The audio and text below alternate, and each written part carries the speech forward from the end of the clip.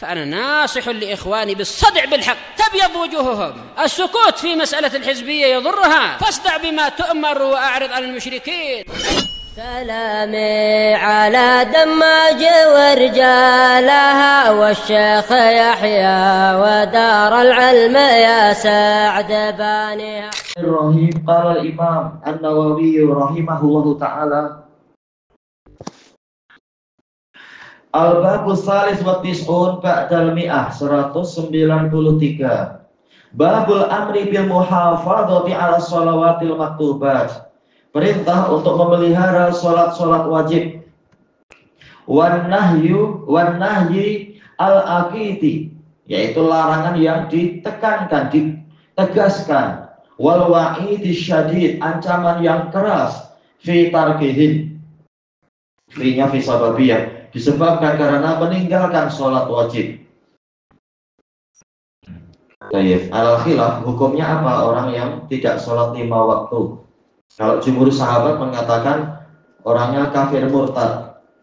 Kalau jumhur fuqaha setelah sahabat memilih tidak kafir murtad. Ini khilaf sejak dulu. Walaupun yang rajih insya Allah dalil-dalil yang ada menunjukkan, dan juga ijma'nya para sahabat, menurut penukilan Syakik bin Salamah, yang betul adalah yaitu kafir murtad kalau sampai meninggalkan 5 sholat itu. Qala Allah Ta'ala hafidhu 'ala sholawat, peliharalah sholat-sholat, wassolatil wusta, dan sholat yang pertengahan. Ini perintah, asal perintah adalah menunjukkan wajib. Buktinya apa? Allah Ta'ala mengancam orang yang tidak mengikuti perintah. Falyahdharil ladzina yukhalifuna an amrih an tusibahum fitnatun aw yusibahum adzabun alim. Hendaknya orang yang menyelisihi perintah Nabi itu adalah perintah Allah tentunya. Hendaknya takut tertimpa fitnah atau tertimpa siksaan yang pedih. Berarti asal dari perintah adalah wajib.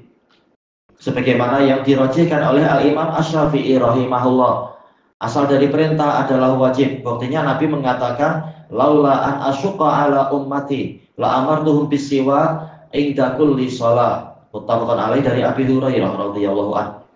Kalau bukan karena akan menyusahkan umatku, niscaya aku memerintahkan mereka untuk bersiwak di setiap kali sholat. Menunjukkan Nabi tidak memerintahkan untuk bersiwak karena perintah akan menyusahkan.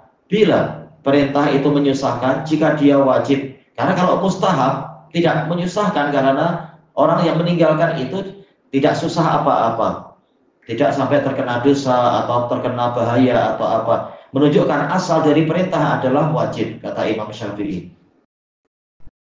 Maka memelihara sholat adalah wajib. Ya, berapa banyak dalam Quran mengatakan aqimus sholah, dan memuji orang-orang yang memelihara sholat dan seterusnya.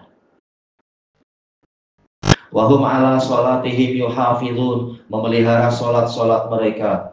Baik, kemudian wassolatil wusta, dan peliharalah sholat yang pertengahan. Ini adalah atful khas alal am, menggabungkan yang khusus pada yang umum. Padahal sholat wusta sudah masuk ke dalam keumuman sholat yang dijamak tadi, as-sholawat. Tujuannya adalah li ziyadatil ihtimam wa tanbih, seperti yang dijelaskan oleh Syekhul Islam Ibnu Taimiyah di dalam kitab Al-Ubudiyah, untuk tambahan perhatian dan peringatan bahwasanya sholat wusta ada di dalam rangkaian sholat-sholat tadi yang harus dipelihara. Maka ini menunjukkan dia memiliki nilai yang sangat lebih dibanding yang lainnya. Dan telah sahih dari Rasulullah SAW, sholatul wusta adalah sholat asar. Hadisnya sahih, diriwayatkan oleh Imam Muslim dari Ali bin Abi Thalib, dan datang dari 3 sahabat, semuanya adalah sahih. Sholat wusta adalah sholat asar. Wa qala ta'ala fa in tabu wa aqamus salata wa atawuz zakah fa khallu sabilahum. Jika mereka bertaubat, menegakkan sholat, menunaikan zakat, maka bebaskan jalan mereka. Dijelaskan oleh Syekhul Islam Ibnu Taimiyah dalam Majmu'ul Fatawa, juga Ibnul Qayyim rahimahullah di dalam kitab As-Shalah wa Hukmu Tarikiha. Di sini Allah Ta'ala mensyaratkan dibebaskannya jalan orang kafir itu dengan 3 syarat. Yang pertama, mereka bertaubat dari kekufuran, yaitu masuk Islam. Yang kedua, mereka menegakkan sholat. Yang ketiga, mereka menunaikan zakat. Nah, barulah mereka dibebaskan jalannya. Adapun kalau tidak demikian, maka mereka masih diperangi. Sebagaimana dalam hadis yang diriwayatkan oleh Bukhari dan Muslim dari Ibni Umar radhiyallahu anhuma, yang mana Rasulullah Shallallahu alaihi wasallam bersabda, "Umirtu an uqatilan nas hatta yashhadu alla ilaha illallah wa anna Muhammadar Rasulullah wa yuqimus shalah wa yu'tuz zakah. Fa idza fa'alu dzalika asamu minni dima'ahum wa amwalahum illa bihaqqiha wa hisabuhum 'ala Allah." Aku diperintahkan untuk memerangi manusia sehinggalah mereka mengumandangkan 2 kalimat syahadat. Berarti apa? Bertaubat dari kekufuran dan kesyirikan, dan menegakkan sholat, juga menunaikan zakat. Kalau mereka melakukan ini, barulah mereka melindungi darah-darah mereka dan harta benda mereka dariku, kecuali dengan haknya, dan pemeriksaan amalan mereka ditanggung oleh Allah. Menunjukkan syarat untuk mereka dibebaskan jalannya adalah ini, 3 perkara ini. Dan inilah agama yang lurus, yang wajib untuk ditegakkan. Sebagaimana di dalam firman Allah Ta'ala, "Wa ma umiru illa liya'budullaha mukhlishina lahuddin hunafa wa yuqimus shalah wa yu'tuz zakah wa dzalika dinul qayyimah." Padahal mereka tidak diperintahkan kecuali untuk beribadah kepada Allah dalam keadaan memurnikan agama kepadanya, mukhlishina lahuddin hunafa, yaitu lurus, meninggalkan segala kesyirikan dan hanya menyembah Allah Ta'ala semata, juga menegakkan sholat dan menunaikan zakat. Dan itulah agama yang lurus, agama yang wajib untuk ditegakkan.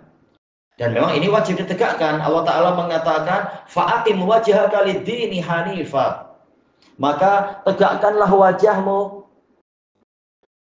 untuk yaitu apa? Tegakkanlah wajahmu untuk agama ini dalam keadaan dia itu hanif, yaitu lurus.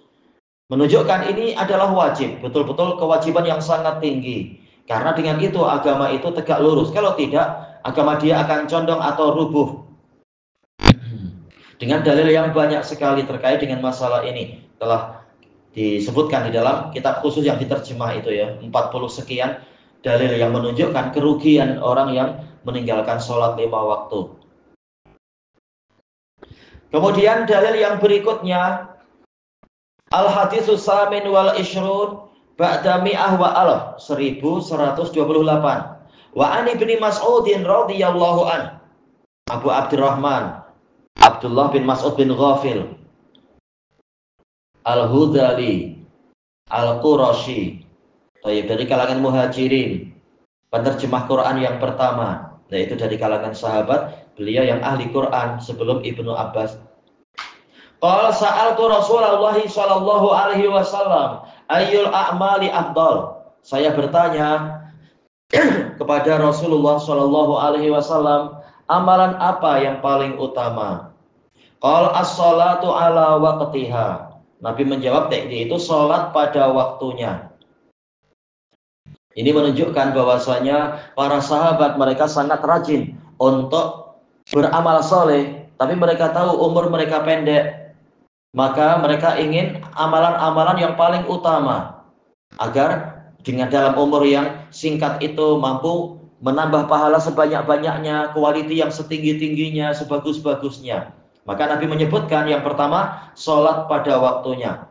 Qultu summa ai, saya bertanya kemudian apa? Qal birrul walidain, berbakti kepada kedua orang tua. Qultu summa ai, saya bertanya kemudian apa? Qal al jihadu fi sabilillah, berjihad di jalan Allah. Muttafaqun alaih. Nah, di sini Nabi memulai dengan hak Allah, yaitu masalah sholat. Dan ma'ruf, di dalam sholat ada tauhid, ada 2 kalimat syahadat, ada ketetapan untuk apa itu? Iyyaka na'budu wa iyyaka nasta'in. Hanya kepadamu kami menyembah dan hanya kepadamu kami mohon pertolongan. Jadi di dalamnya sudah ada tauhid di dalam sholat ini, menjalin hubungan dengan Allah Ta'ala, tapi dengan syarat apa? Ala waqtiha, pada waktunya. yaitu dimulai dari awal waktu hingga akhir waktu. Itulah waktunya. Kalau di awal, memilih yang awal itu yang paling utama, mengamalkan firman Allah Ta'ala, sabiqu ila maghfiratin min rabbikum wa jannah. Berlomba-lombalah kalian menuju kepada pengampunan dari Rabb kalian dan surga. Fastabiqul khairat, maka berlomba-lombalah kalian di dalam mencari kebaikan-kebaikan. Itu untuk keutamaan sholat di awal waktu. Tetapi sah dia sholat di pertengahan, sah juga sholat di akhir waktu, karena Rasulullah SAW menjadikan sholat itu adalah kewajiban yang muwassa, yang waktunya dilonggarkan. Kecuali mungkin maghrib ya mungkin hanya mungkin setengah jam kah, atau lebih, istilahnya tak seberapa luas, tapi tetap dikatakan ini muwassa, karena boleh dikerjakan di awal atau di tengah atau di akhir. Telah dinukilkan ijma oleh Al-Hafidz Ibnu Hazm, ijma ulama, yaitu sahnya sholat di awal, di tengah, dan di akhir. Ini dari sisi sahnya. Dari sisi keutamaan adalah di awal. Tapi bagi orang yang sudah balik, laki-laki, merdeka, tidak sakit dan semacam itu, maka dia kalau ada panggilan dari masjid wakaf, ada azan, maka dia wajib datang. Berdasarkan dalil-dalil yang lain, dalil yang telah kita lewati itu. Siapa itu? Hadis Abdullah bin Ummi Maktum. Demikian pula hadis Abi Hurairah. Orang buta saja tetap disuruh datang kalau tidak terlampau lemah badannya dan sebagainya. Tapi sholat di rumah pun sah, sendirian pun sah. Cuma yang tidak ada udzur ya dia berdosa karena tidak mengikuti sholat jamaah di masjid. Kemudian level kedua, birrul walidain, terkait dengan hak sesama hamba. Maka hak yang tertinggi adalah hak orang tua kita yang menjadi sebab hadirnya kita di dunia ini, dan yang merawat kita, mendidik kita, dan seterusnya, itu mengasuh kita. Maka ini adalah amal yang terbaik. Kita berbuat baik pada tetangga, kepada anak yatim, kepada fakir miskin, dan teman-teman. Itu semuanya adalah amal soleh yang nilainya sangat tinggi.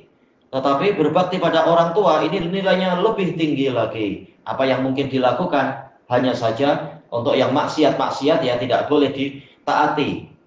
Allah lebih wajib, Allah lebih berat ditaati daripada orang tua. Amar ma'ruf nahi munkar juga bagian dari berbakti, menyelamatkan mereka dari dosa-dosa, menyelamatkan mereka dari ketersesatan, membimbing mereka menuju kepada jalan-jalan ke surga dan seterusnya. Ini juga bagian dari berbakti. Walaupun terkadang orang tua tak paham, kita bimbing yang baik malah dianggap sombong, dianggap apa itu istilahnya, menganggap orang tua bodoh. Ya kalau orang tua bodoh mau apa? Belajar. Nah, diajari baik-baik, bersyukur anaknya boleh lebih pandai, dan anaknya membimbing, menyelamatkan dia dari neraka. Mungkin kiai-kiai atau ustadz-ustadz berusaha memasukkan mereka ke dalam neraka, tapi anaknya dengan berbakti menyelamatkan dari orang tua. Harusnya orang tua bersyukur dengan anak yang peduli seperti ini, tidak membiarkan ayahnya dan ibunya masuk neraka. Harusnya orang tua bersyukur, bukan malah marah kenapa anakku jadi sok pandai. Bukan sok pandai atau berpandai-pandai, tetapi anak punya kewajiban untuk membimbing orang tua, dan anak akan sedih kalau orang tua sampai celaka. Ini adalah bagian dari berbakti. Cuma terkadang orang yang tidak tahu malah buruk sangka. Qultu summa ai, saya bertanya kemudian apa lagi? Qal al jihadu fi sabilillah. Jihad sesuai dengan namanya ya. Ini wazan fi'al bermakna mufa'alah, yaitu mujahadah, yaitu antara kita dengan musuh kita sama-sama bekerja keras. Nah, siapa yang sabar? Jadi bukan sekedar musuh diam kita bunuh, bukan. Walaupun itu juga jihad, tapi jihad yang sebenarnya sesuai namanya wazan fi'al, yaitu kerjanya lebih keras. Kita berjuang, musuh juga berjuang melawan kita, sehingga adu kesabaran, adu ketekunan, adu kegigihan. Nah, siapa yang mundur ke belakang, dia yang kalah istilahnya. Inilah asal dari jihad, wazan fi'al. Bukan sekedar jihad, bukan sekedar kerja keras, bukan sekedar juhud, mencurahkan kerja keras, tapi jihad, yaitu betul-betul kita dengan musuh kita sama-sama berlawanan, sama-sama adu kesabaran, siapa yang bersabar. Inilah jihad yang sebenarnya dari sisi maknanya. Dan secara umum jihad itu adalah mencurahkan kerja keras sesuai dengan namanya. Tapi syaratnya apa? Fi sabilillah, di jalan Allah, berarti harus ikut syariat Allah. Karena yang namanya jalan Allah adalah ikut syariat Dia. Setelah Allah Ta'ala menyebutkan wasiat-wasiat, ada perintah, ada larangan. Kemudian Allah mengatakan wa anna hadza sirati mustaqimah. Dan inilah jalanku dalam keadaan dia itu lurus.